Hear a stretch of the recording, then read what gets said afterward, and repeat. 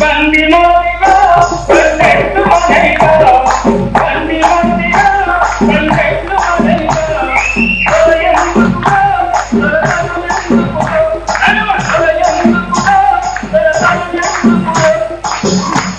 ముప్పై సంవత్సరాల క్రితం 16 ఏళ్ల నా వయసులో ఇదే అసెంబ్లీ ముందు ఈ పాటలు పాడి లాఠీ దెబ్బలు తిని జైళ్లలో పడినటువంటి ఈ రవీంద్ర భారతిని ఆనాడు చూసుకుంటూ అనుకునేవాడు ఒకనాటికైనా ఇలాంటి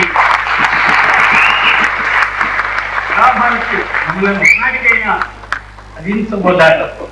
నేను ఎందుకు ఇంత ఆవేశంగా మాట్లాడుతున్నానంటే ఇది నాకు ఇక్కడ ఇలాంటి వేదికల మీద నేను ఎప్పుడు ఊడంజన్న దొరయేందిరో దొర పీకుడేందిరో సుత్తె మనది కత్తి మనది పార మనది పలుగు మనది బండి మనదిరో బండెట్లు మనయిరా నడుమ దొరయేందిరో వాని పీకుడేందిరా అని ఇట్లా రాసిన మా గూడంజన్న ఏ స్టేజ్లో ఉన్నాడు, ఎంత పెద్ద కానీ is not a commercial artist.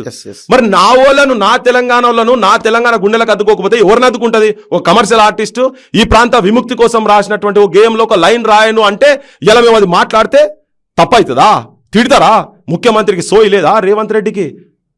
పాడేలు మోసుడు కాదు రేవంత్ రెడ్డి, తెలంగాణ సంస్కృతి సాహిత్యాన్ని పాడల మీద పెట్టి జాతర చేస్తున్నావు. ఆంధ్రోళ్ళ కనుసూపుల మేరకు చేస్తున్నావు ఈ పని.